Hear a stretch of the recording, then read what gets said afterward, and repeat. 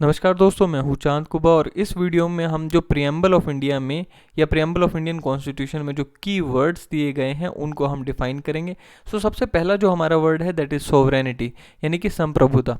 मैंने आपको एक वीडियो में पहले भी बताया था कि सोवरेनिटी का मतलब होता है supreme decision making power of a country, right. Sovereignty जो होती है वो दो तरह की होती है, एक होती है इंटरनल सोवरेनिटी और एक होती है एक्सटर्नल सोवरेनिटी। अब इंटरनल सोवरेनिटी का क्या मतलब होता है? इंटरनल सोवरेनिटी का मतलब ये है कि एक देश इतना सशक्त है, इतना कैपेबल है कि वो अपने कानून जो है वो खुद बना सकता है, और इतना कैपेबल भी है कि वो अपने कानूनों को अपने देश की जनता के ऊपर लागू करने की क्षमता रखता है। अब मैं यहाँ पर आपको बता दूं कि हम एग्जाम्पल लेते हैं जनरली सीरिया का। सीरिया की जो गवर्नमेंट है, देखिए वहाँ पर गृह युद्ध यानी कि सिविल वॉर की सिचुएशन है।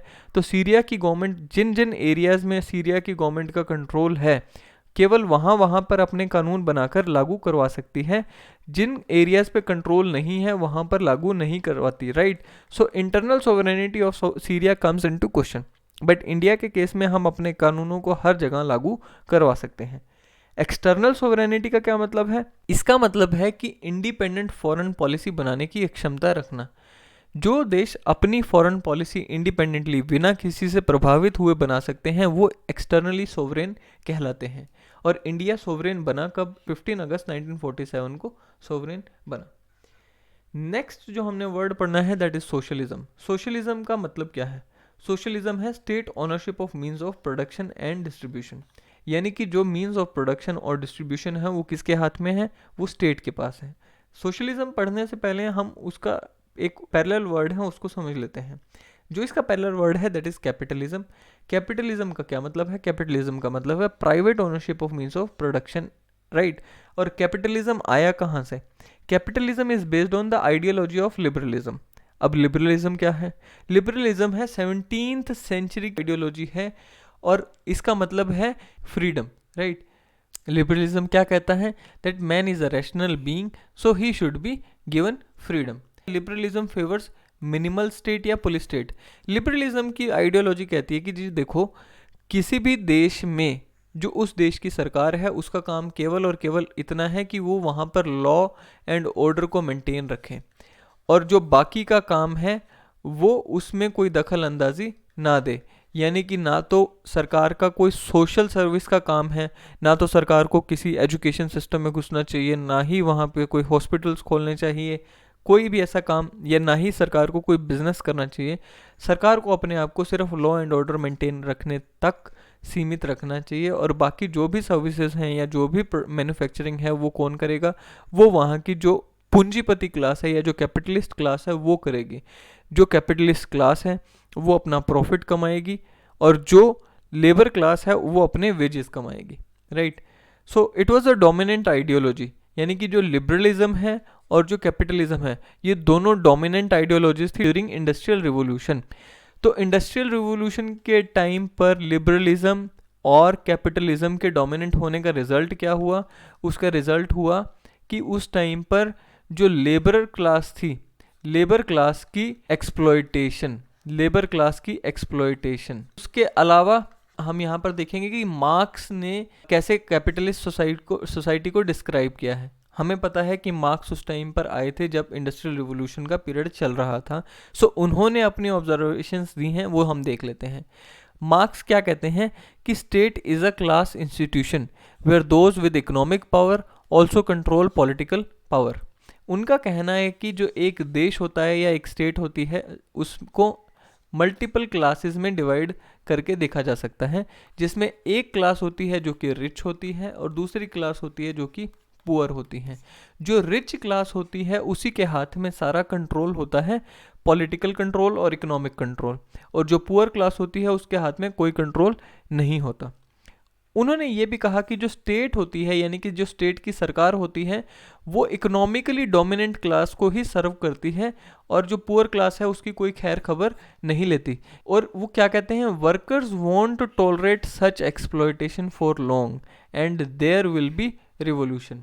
यानी कि जहाँ पर पुअर की एक्सप्लॉयटेशन हो रही है वहाँ पर जो वर्कर्स हैं वो इसको ज़्यादा लंबे समय तक नहीं लेंगे, और आज नहीं तो कल वहाँ पर जो है विरोध और रिवोल्यूशन होकर रहेगी। राइट और it will lead to class struggle, यानी कि ये जो रिवोल्यूशन होगी ये दोनों क्लासेस के बीच में होंगी, रिच और पुअर, कैपिटलिस्ट और लेबर क्लास।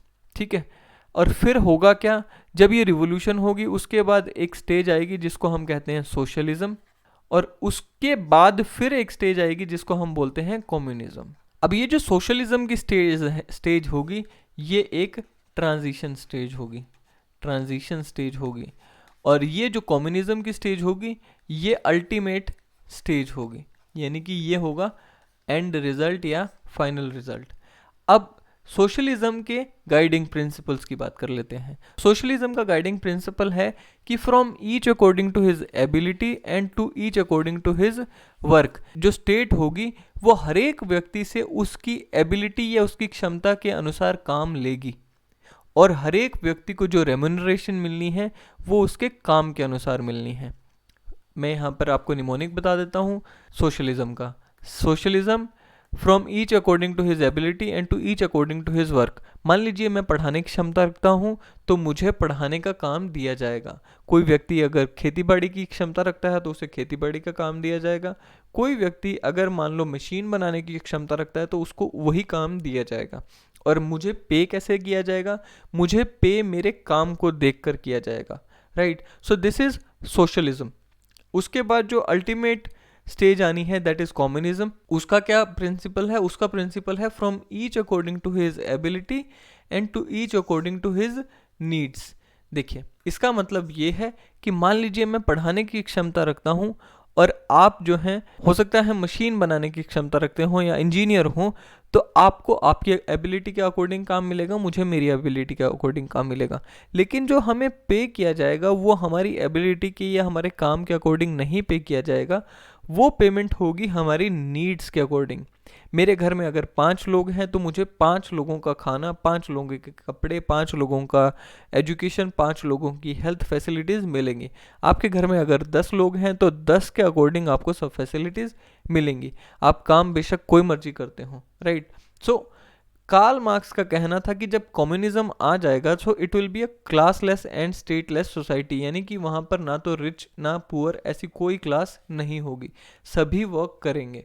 और दूसरी बात ये कि जब सभी वर्क करेंगे यानी कि जब सब क्लासलेस हो जाएगा तो वहाँ पर स्टेटलेसनेस भी आ जाएगी, यानी कि कोई सरकार नहीं होगी। लेकिन अगर हम आज की so called communist state China को देखें तो वहाँ पे तो सबसे ज़्यादा स्टेट का कंट्रोल है, वहाँ की जो गवर्नमेंट है वो सबसे ज़्यादा डोमिनेंट है।